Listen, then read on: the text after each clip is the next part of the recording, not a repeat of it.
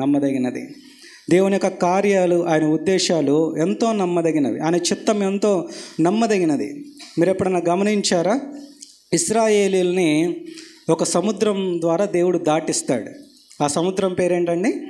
ఎర్ర సముద్రం. ఎర్ర సముద్రంని ఎందుకు దాటించాడు? ఎర్ర సముద్రాన్ని ఎందుకు దాటించాడండి? వేరే రూట్లో వెళ్ళొచ్చుగా, వేరే దారిలో వెళ్ళొచ్చుగా, కాలువ వెంబడి వెళ్ళొచ్చుగా, నదుల వెంబడి వెళ్ళొచ్చుగా. ఎర్ర సముద్రం ఎందుకు దాటించాడు చెప్పనా? ఇశ్రాయేల్ని ఎవరు తరుముకు వస్తున్నారు? ఫరో సైన్యం, ఐగుప్తులు తరుముకుంటూ వస్తున్నారు. ఇప్పుడు వీళ్ళు కనుక కాలువ దాటారనుకోండి, ఫరో సైన్యం కాలువ దాటేస్తుంది. వీళ్ళు కృష్ణానది దాటారనుకోండి, ఫరో సైన్యం కృష్ణానది దాటేస్తుంది. కాబట్టి వీళ్ళు దాటాలి, ఫరో సైన్యం దాటకూడదు, వాళ్ళు చచ్చిపోవాలి.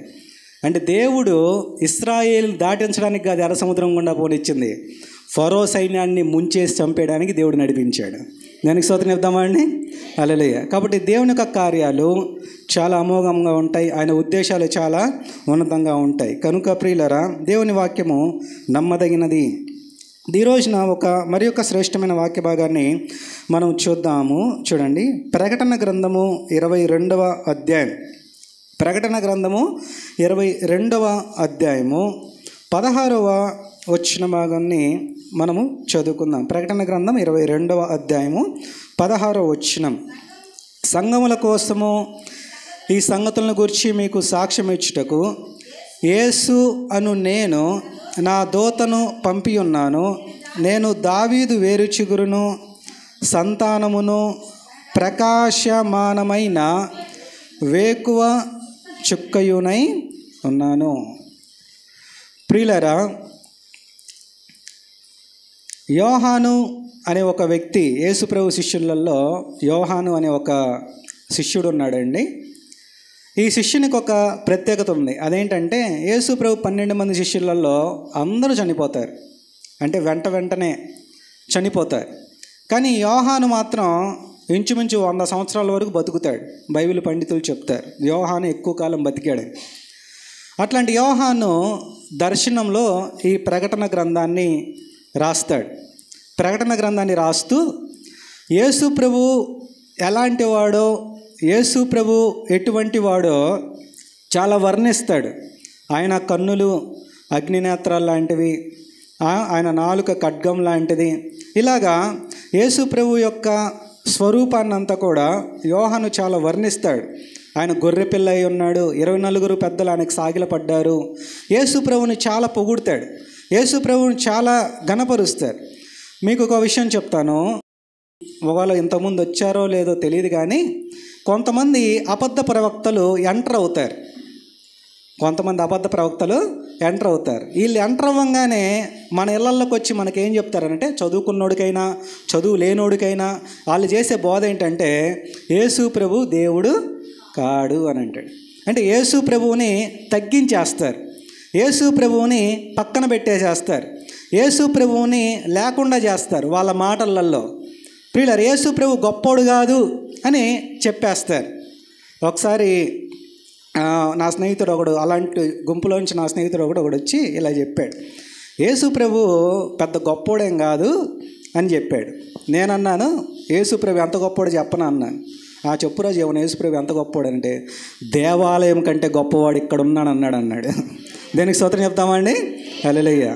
శాస్త్రులతో పరిశీలతో యేసు ప్రభు ఏమంటాడు అని అంటే, దేవాలయం కంటే గొప్పవాడు ఇక్కడ ఉన్నాడు అని అంటాడు. నేనే మార్గమును సత్యమును జీవమునై ఉన్నాడు అని అంటాడు.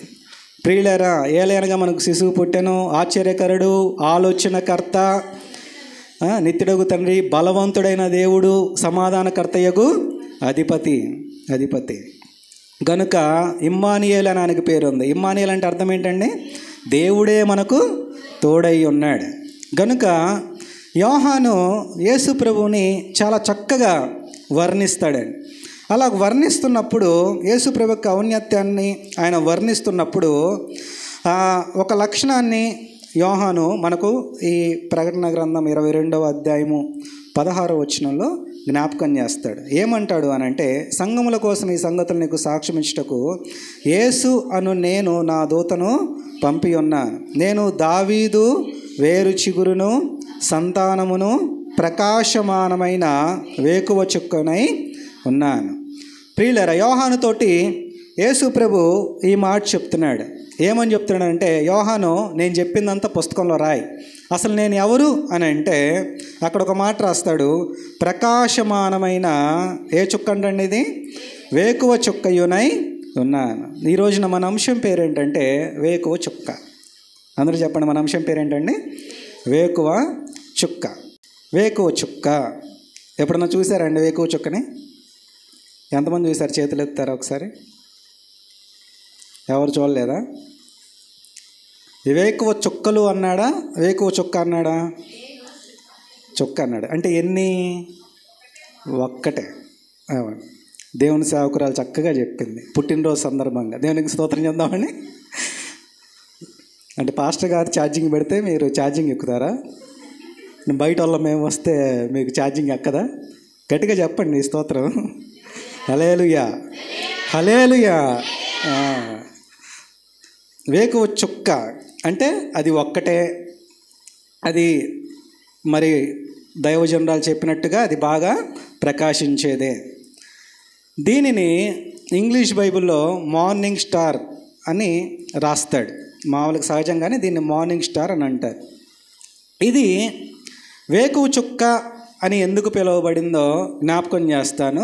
అసలు ఈ వేకువ చుక్క ఎవరెవరికి పోల్చబడింది అని అంటే, యేసు ప్రభువుకి యేసు ప్రభు అంటున్నాడు, నేను ప్రకాశమానమైన వేకువ చుక్కనై ఉన్నాను అంటాడు. సైతానుకు కూడా ఈ వేకువ చుక్క వాడబడింది. ఒక చోట రాస్తాడు, తేజో నక్షత్రమా వేకువ చుక్క నువ్వు ఆకాశం నుండి ఎలా కింద పడ్డావు అని అంటాడు. అది నేను లాస్ట్లో చెప్తాను అక్కడ ఎందుకు రాయబడి ఉందో. తర్వాత మనల్ని కూడా వేకువ చుక్కే అని దేవుడు పిలుస్తాడు. ఆ మాట మనకు యెషయా గ్రంథము 58వ అధ్యాయము, యెషయా గ్రంథము 58వ అధ్యాయము 8వ వచనంలో ఈ విధంగా రాయబడి ఉంటుందండి. 7వ వచనము, నీ ఆహారము ఆకలిగొనిన వారికి పెట్టుటయు, నీ రక్త సంబంధికి ముఖము తిప్పకుండుటయు, దిక్కుమాలిన బేదలను నీ ఇంట చేర్చుకునుటయు, వస్త్రహీనుడు నీకు కనబడినప్పుడు వానికి వస్త్రములు ఇచ్చుటయు, ఇదియే కదా నాకు ఇష్టమైన ఉపవాసము. అలాగున నువ్వు చేసిన ఎడల నీ వెలుగు వేకువ చుక్క వలె ఉదయించును, స్వస్థత నీకు శీఘ్రముగా లభించును. చాలండి. ఇక్కడ చూడండి, ఆకలేసిన వాడికి అన్నం పెడితే, వస్త్రాలు లేని వాడికి వస్త్రాలు ఇస్తే, బేదలను కనికరిస్తే, ఉపవాసంకి మరొక అర్థాన్ని చెప్తూ ఇదే నాకు ఇష్టమైన ఉపవాసం అని అంటాడు. అలా గనక నువ్వు చేస్తే అలాగ నువ్వు చేసిన ఎడల నీ వెలుగు వేకువ చుక్క వలె ఉదయించును. ఇక్కడ ఎవరు వేకువ చుక్క? ఎవరండి వేకువ చుక్క? మనమే. మనం గనక ఇతరులకు సహాయం చేస్తే మనమే వేకువ చుక్క. ప్రియులారా, యేసు ప్రభు నేనే వేకువ చుక్కనై ఉన్నాడన్నాడు. మనల్ని కూడా వేకువ చుక్క వలె ఆయన పోలుస్తున్నాడు. ఆయన బిడ్డలం కదా, మరి ఆయనలాగా ఉండాలని ఆయన ఆశపడుతున్నాడు. ప్రియులారా, వేకువ చుక్క వలె ఉండడం అంటే అర్థం ఏంటంటే, వేకువ చుక్క దీవించబడిన విధానానికి సాదృశ్యంగా ఉంది. వేకువ చుక్క ఆశీర్వదించబడిన విధానానికి సాదృశ్యంగా ఉంది. వేకువ చుక్క మహిమపరచబడిన అనుభవానికి సాదృశ్యంగా ఉంది. వేకువ చుక్క ఘనపరచబడిన అనుభవానికి సాదృశ్యంగా ఉంది. దేవుడు మనల్ని వేకువ చుక్క వలె ప్రకాశింపజేయునుగాక. ఆమేన్, ఆమేన్. ఎందుకు అనంటే, వేకువ చుక్కకున్నటువంటి కొన్ని ప్రత్యేకతలు చెప్పి నేను ముగిస్తాను. మొట్టమొదటిగా వేకువ చుక్కకున్నటువంటి మొట్టమొదటి స్పెషాలిటీ ఏంటంటేనండి, ఈ యెషయా గ్రంథము 58వ అధ్యాయంలోనే నేను ఇందాక చదివిన మాటను చదువుతున్నాను చూడండి. అలాగ నువ్వు చేసిన ఎడల నీ వెలుగు వేకువ చుక్కవలే ఉదయించును. అంటే నక్షత్రాలు చాలా ఉన్నాయి, నక్షత్రాలు ఎన్నో ఉన్నాయి, ప్రకాశించే నక్షత్రాలు చాలా ఉన్నాయి, ఉదయించే నక్షత్రాలు చాలా ఉన్నాయి. నక్షత్రాలు ఎన్ని ఉన్నాయి అని అంటే సైన్స్ శాస్త్రవేత్తలు చెప్పకముందే దేవుడే చెప్పాడు. అబ్రహాంతో ఏమంటాడు, అబ్రహామా నువ్వు ఆకాశం వైపు చూడు, నక్షత్రాలు ఎన్ని ఉన్నాయి లెక్క పెట్టాను అంటాడు. లెక్క పెట్టగలమా? పెట్టలేం. ఇసుక రేణువుల్ని లెక్క పెట్టమంటాడు, లెక్క పెట్టగలమా? పెట్టలేం. అలాగా నేను నీ సంతానాన్ని ఆశీర్వదిస్తాను అని అంటాడు. అంటే నక్షత్రాలను లెక్క పెట్టలేమని అప్పుడెప్పుడు అబ్రహాంతో దేవుడే చెప్పాడు. ఇప్పుడు మనోళ్ళు చెప్తున్నారు శాస్త్రవేత్తలు, నక్షత్రాలని లెక్క పెట్టలేము. చూడండి బైబిల్ ఎంత చక్కగా ఉందో. దేవునికి స్తోత్రం చెప్దామండి. హల్లెలూయా. ఇప్పుడు అన్నీ చాలా ఉన్నాయి, కొన్ని కోట్ల నక్షత్రాలు ఉన్నాయి. నక్షత్రం ఎట్లా ఉంటుందో చెప్పమంటారా అండి? చంద్రుడు ఉన్నాడు కదా, చంద్రుడి కంటే అంట భూమి పెద్దదంట. భూమి కంటే సూర్యుడు పెద్దోడంట. సూర్యుడు ఎంత పెద్దోడు అని అంటే దాదాపుగా 1000 రెట్లు భూమి కలిస్తే అంత సూర్యుడు, 1000 భూములు దాంట్లో పెట్టచ్చు సూర్యుడు, అంత పెద్దదంట సూర్యుడు. సూర్యుని కంటే నక్షత్రాలు పెద్దవి అంట. అట్లాంటి నక్షత్రాలు కొన్ని కోట్లు ఉన్నాయంట, కొన్ని కోట్లు. ఇన్నెందుకు కలుగు చేశాడు చెప్పనా? ఎవరి కోసం కలుగు చేశాడు? మనం అనుకుంటాం మన కోసం ఇల్లే రాలేదు, జగనన్న చిన్న పట్టా భూమే రాలేదు, మనం దిగులు పడిపోతూ ఉంటాం. మన కోసం పింఛన్ రాలేదు, అమ్మఒడి రాలేదు. వచ్చిందండి అమ్మఒడి, ఇది ఇప్పుడే కొత్త పేరు పెట్టారు. ఏంటి ఆ పేరు? తల్లికి వందనమా దండమా? దానికి దండం. ఈ రాలేదని మనం బాధపడిపోతూ ఉంటాం, దేవుడు మనకి ఇవ్వలేదని బాధపడిపోతూ ఉంటాం.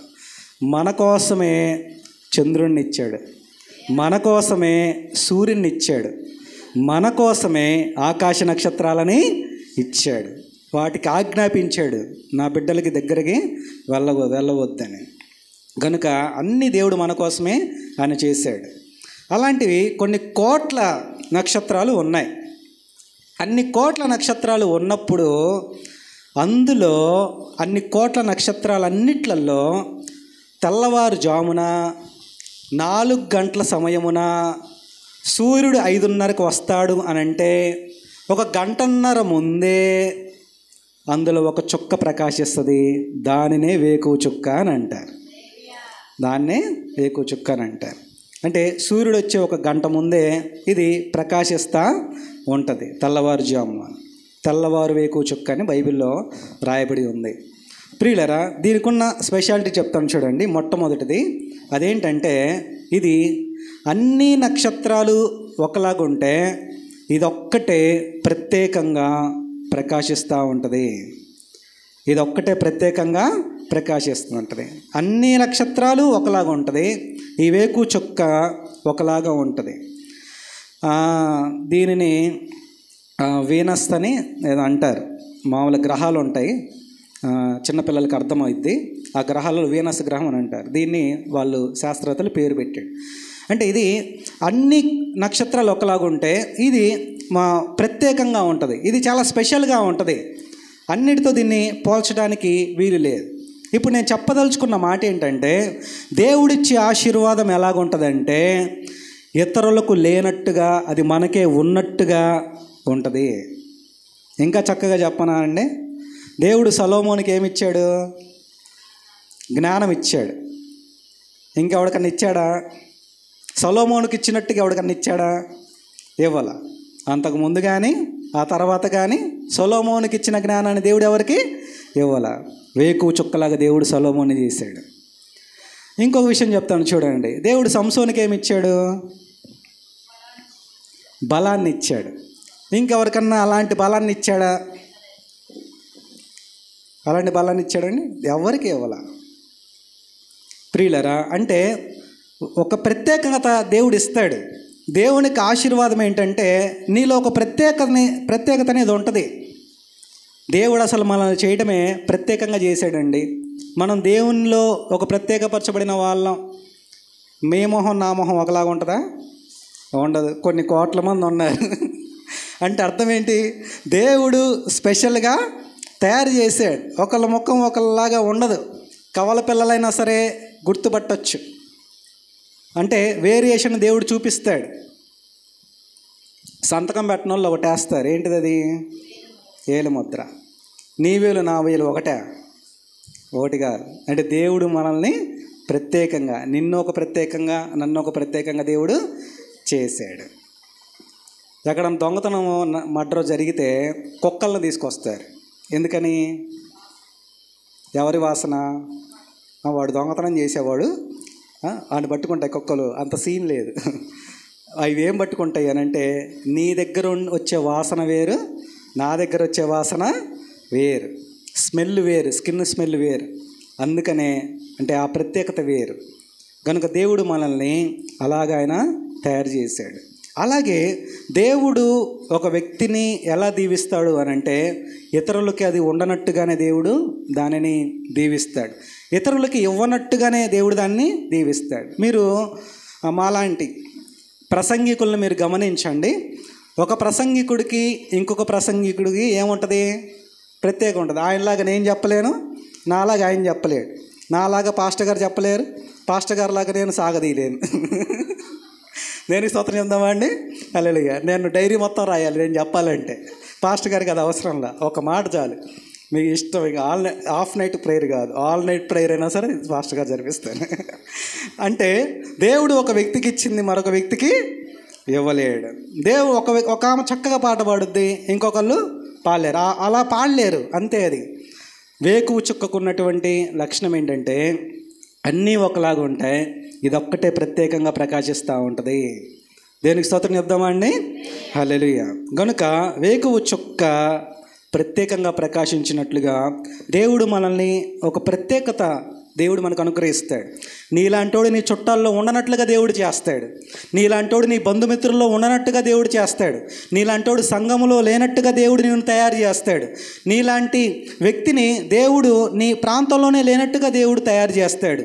అట్లాంటి ప్రత్యేకమైన దీవెనను, అట్లాంటి ప్రత్యేకమైన ఆశీర్వాదాన్ని, అట్లాంటి ప్రత్యేకమైన కుమ్మరింపును దేవుడు, అట్లాంటి ఆత్మను వేకువ చుక్కవలే ఆయన దగ్గరికి వచ్చిన వాళ్ళకి దేవుడు అనుగ్రహిస్తాడు.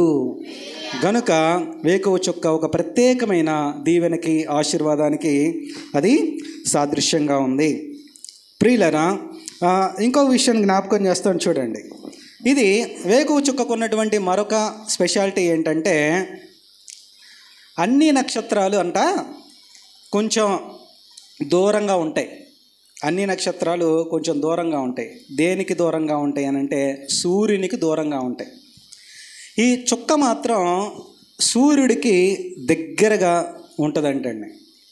సూర్యునికి దగ్గరగా ఉంటుంది. ఇంతకు ఎవరు ఆ సూర్యుడు? యేసు ప్రభు. మలాకీ గ్రంథము 4వ అధ్యాయము 2వ వచనంలో, మలాకీ గ్రంథము 4వ అధ్యాయం 2వ వచనంలో, అయితే నా నామమందు భయభక్తులు గలవారు మీకు నీతి సూర్యుడు ఉదయించును. యేసు ప్రభు మనకు నీతి సూర్యుడికి సాదృశ్యంగా ఉన్నారు. ఇప్పుడు యేసు ప్రభు నీతి సూర్యుడే అయితే, ఆయన సూర్యుడే గనక అయితే, ఈ నక్షత్రాలన్నీ, మిగతా నక్షత్రాలన్నీ దూరంగా ఉంటాయి. మిగతా నక్షత్రాలన్నీ దూరంగా ఉంటాయి. ఈ వేకువ చుక్క ఏదైతే ఉందో అది మాత్రము సూర్యునికి దగ్గరగా ఉంటుంది. సూర్యునికి దగ్గరగా నివాసం చేస్తుంది. సూర్యునికి సమీపంగా ఇది ఉంటుంది. అంటే మనం వేకువ చుక్కవలే ప్రకాశించాలన్నా, వేకువ చుక్కవలే మనం దీవించబడాలన్నా, వేకువ చుక్కవలే ఆశీర్వాదకరంగా మనం ఉండాలన్నా, మనం ఎవరికి దగ్గరగా ఉండాలండి? యేసయ్యకి దగ్గరగా ఉండాలి. దేవునికి దగ్గరగా ఉండాలి. దేవునికి సమీపంగా ఉండాలి. దేవునికి సమీపంగా మనము నివసించాలి. అప్పుడు మనం వేకువ చుక్కవలే ఉంటాం. అంటే ఒక లైట్ దగ్గరికి నేను ఎంత దగ్గరగా వస్తానో అంతగా నేనేం చేస్తానండి? అంతగా నేను ప్రకాశిస్తాను. ఆ లైట్ నా మొహం మీద పడుద్ది. సెల్ఫీ అంటే ఏంటి తెలుసా మీకు? సెల్ఫీ అమ్మ తెలుసా? ఫోన్ ఒకటి ఉంటుంది, ఈ మధ్య యవనస్తురాలు ఎలా పెట్టుకొని దిగుతున్నారు. అదే పక్షవాతం అని అనుకుంటారు కొంతమంది ముసలోళ్ళు. పక్షవాతం కాదమ్మా, వాళ్ళు ఫోటోలు దిగుతున్నారు. అలా పెట్టి మూతి వంకరలాగా, చెయ్యి వంకరలాగా దిగుతూ ఉంటారు. సెల్ఫీ అంటే అది అంత దగ్గరగా పెడితే దాని లైట్ దాని మీదకి మొహం మీదకి వచ్చేసి అంత బాగా అది చూపిస్తుంది. మనము లైట్ దగ్గరికి ఎంత దగ్గరగా వెళ్తే ఆ వెలుగు మనకు అంత మనం అంత ప్రకాశిస్తాం. ప్రియులారా, ఎంత దూరంగా వెళ్తే అంత ఏమొస్తుంది? చీకటి వస్తుంది. అంటే దగ్గరగా నివసిస్తే దేవుని యొక్క కృప మనకి దొరుకుతుందండి. దేవునికి దగ్గరగా నివసించారు. బైబిల్లో ఒక ఆయన ఉంటాడు, ఒకానొక సమయమున దూరంగా ఉంటాడు. ఆయన పేరు ఏంటంటే పేతురు. యేసు ప్రభుని సిలువ అప్పగించిన సమయంలో యేసు ప్రభుని శ్రమ పెట్టేటప్పుడు పేతురు దూరంగా ఆయనను వెంబడించనని బైబిల్లో రాయబడి ఉంటుంది. క్రైస్తవులు 2 రకాలండి. ఒకటి దగ్గరగా, యేసుకి దగ్గరగా ఉండే క్రైస్తవులు. రెండవది దూరంగా ఉండే క్రైస్తవులు. సంఘంలో విశ్వాసులు కూడా 2 రకాలండి. పరిచర్యకి దగ్గరగా ఉండే విశ్వాసులు, పరిచర్యకి దూరంగా ఉండే విశ్వాసులు. ప్రియులారా, చాలామంది మీరు గమనిస్తే మాకు దేవునికి సంబంధం లేనట్టుగా ఆదివారం పూట మాత్రమే బైబిల్ పట్టుకొని వచ్చి ఇంకెళ్ళిపోతారు. వీళ్ళు దూరంగా ఉండేవాళ్ళు. ప్రియులారా, దూరంగా ఉండేవాళ్ళు ఆదివారం మాత్రమే వస్తారు. దేవునికి దగ్గరగా ఉండేవాళ్ళు ప్రతి క్రమంలో దేవుని సన్నిధిలో ఉంటారు.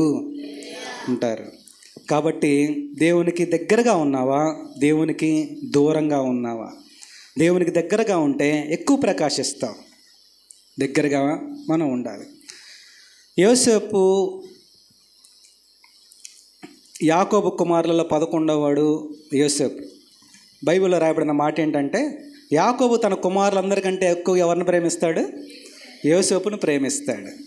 ఎందుకో చెప్పనా? మిగతా వాళ్ళందరూ తండ్రికి దూరంగా ఉండి వేషాలు వేశారు, పిచ్చి చేష్టలు చేశారు, దూరంగా ఉండి ఇష్టానుసారంగా జీవించారు.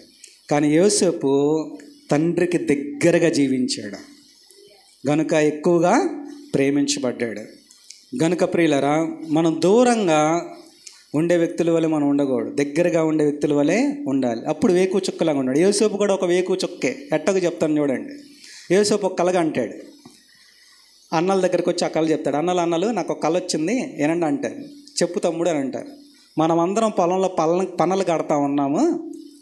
మీ 11 పనలు వచ్చి నా పని ఒక్కటే నిలబడింది, మిగతా పనులన్నీ సాష్టాంగ నమస్కారం చేసాయి అని అంటాడు. ప్రియులారా, ఇప్పుడు సాష్టాంగ నమస్కారం చేసే పనులన్నీ ఏమయ్యాయి? పడిపోయినాయి. ఎవరి పన నిలబడింది? యోసేపు పన నిలబడింది. ఇప్పుడు దూరం నుంచి చూసే వ్యక్తికి ఏ పన కనపడుద్ది?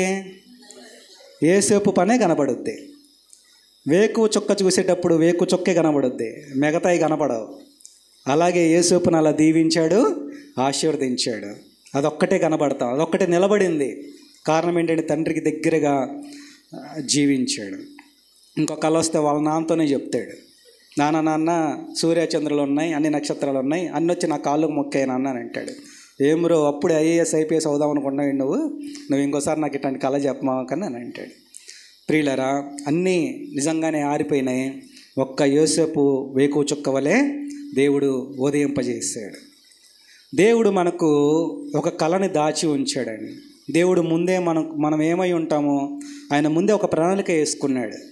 ఆ దిశగా మనం పరిగెత్తాలి, దేవునిలో మనం ఉండాలి. ప్రార్థనా పూర్వకంగా వెళ్తే మనం దాన్ని చేరుకుంటాం.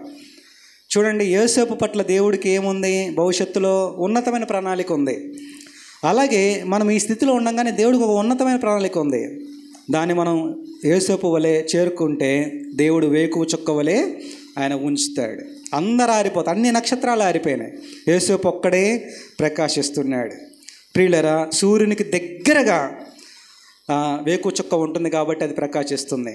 మనం కూడా ఆశీర్వదించబడాలి అని అంటే మనం దేవునికి దగ్గరగా జీవించాలి, దేవునికి సమీపంగా జీవించాలి. దేవునికి దగ్గర ఉండే వాళ్ళు ఎట్లా ఉంటారు చెప్పనా? దేవునికి దగ్గరగా ఉండే వాళ్ళు ఎలా ఉంటారో చిన్న పాయింట్ చెప్తాను చూడండి. అసలు అతి పెద్ద పాయింట్ అదే. దేవునికి దగ్గరగా ఉండేవాళ్ళు ఎలా ఉంటారని అంటే, యేసు ప్రభు పగలపూట ప్రసంగాలు చేశాడు, రాత్రులు ఏం చేశాడు?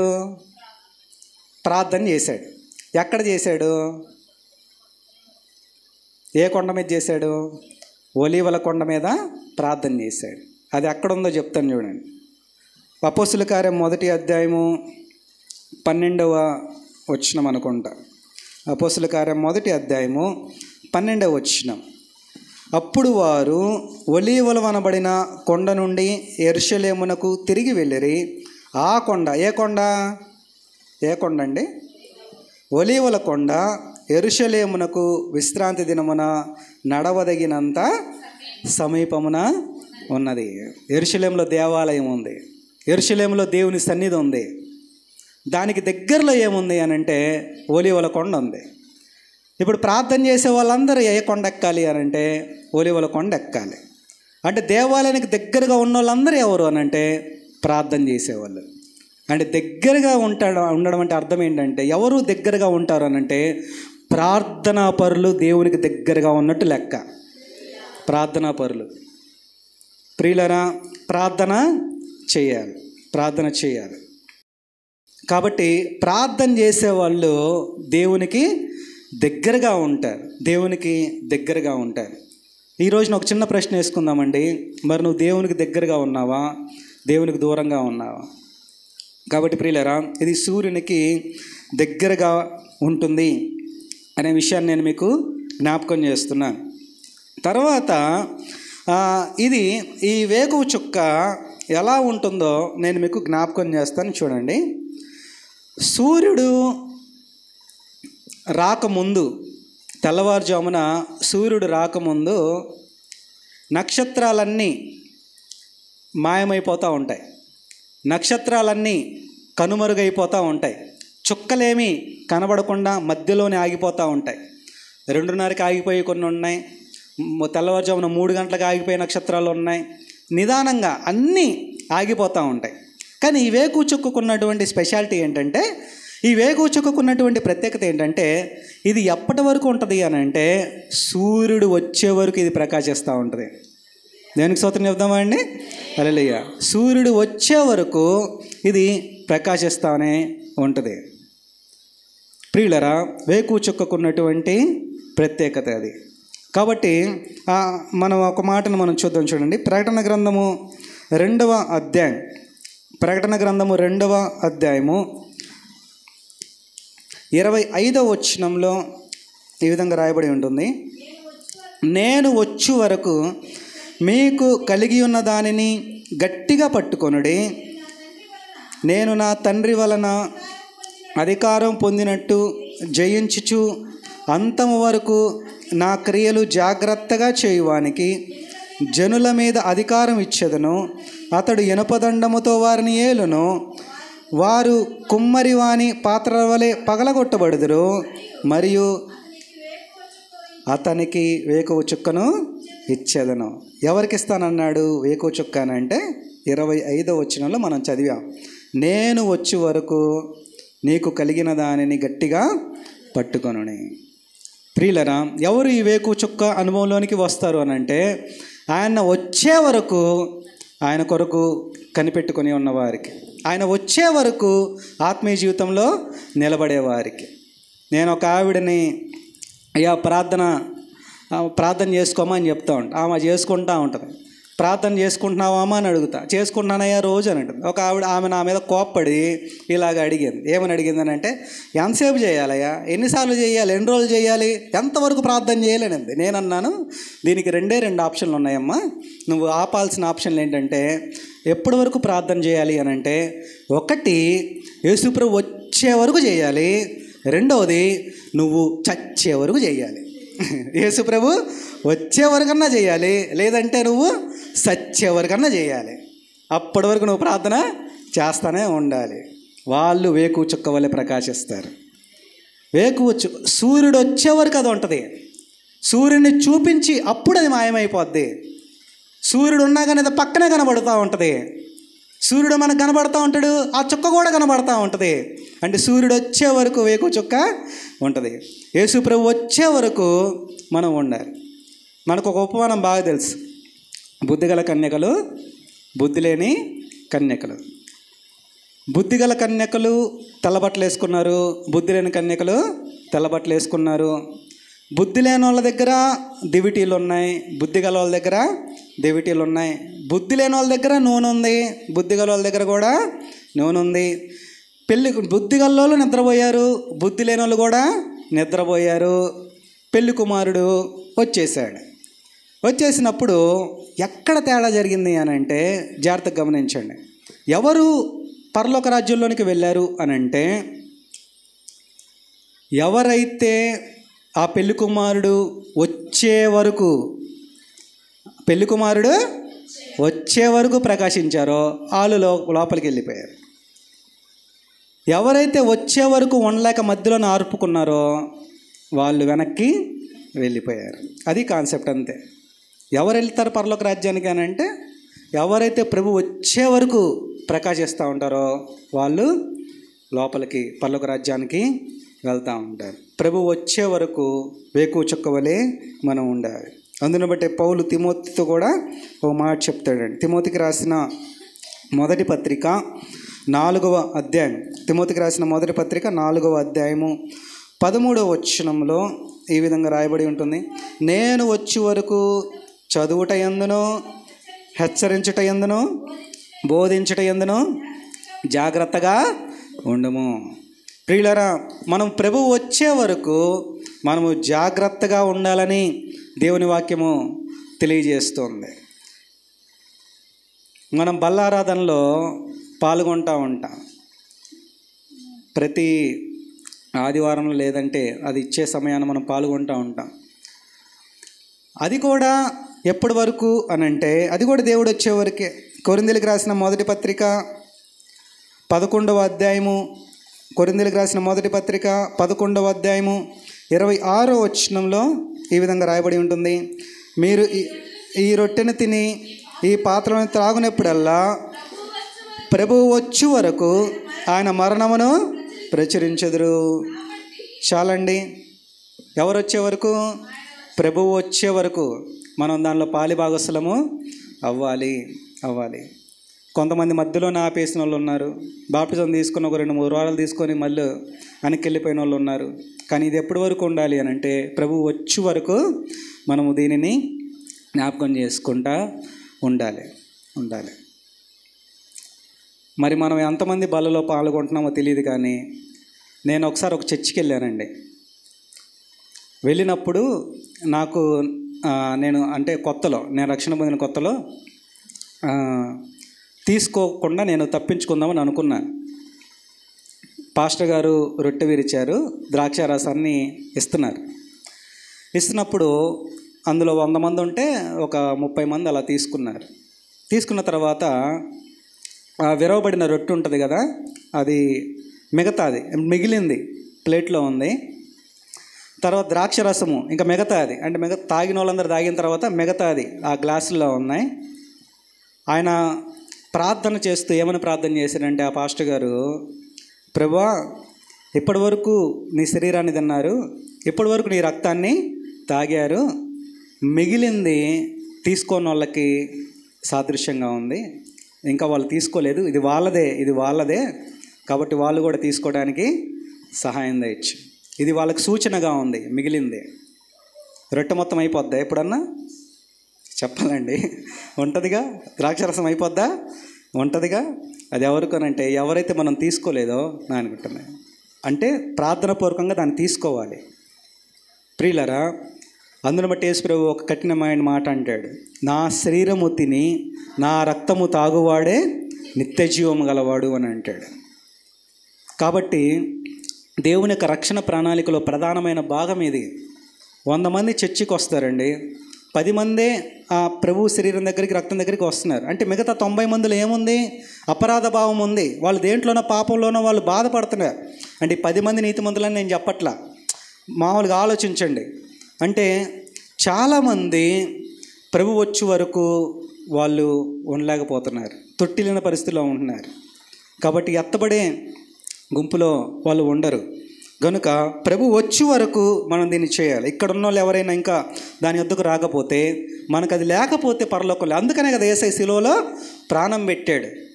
కనుక ప్రియులారా, మనం వచ్చే వరకు అనే విషయాన్ని నేను మీకు జ్ఞాపకం చేస్తున్నాను. ఆఖరి మాట చెప్పి నేను ముగించేస్తాను, జాగ్రత్తగా గమనించండి.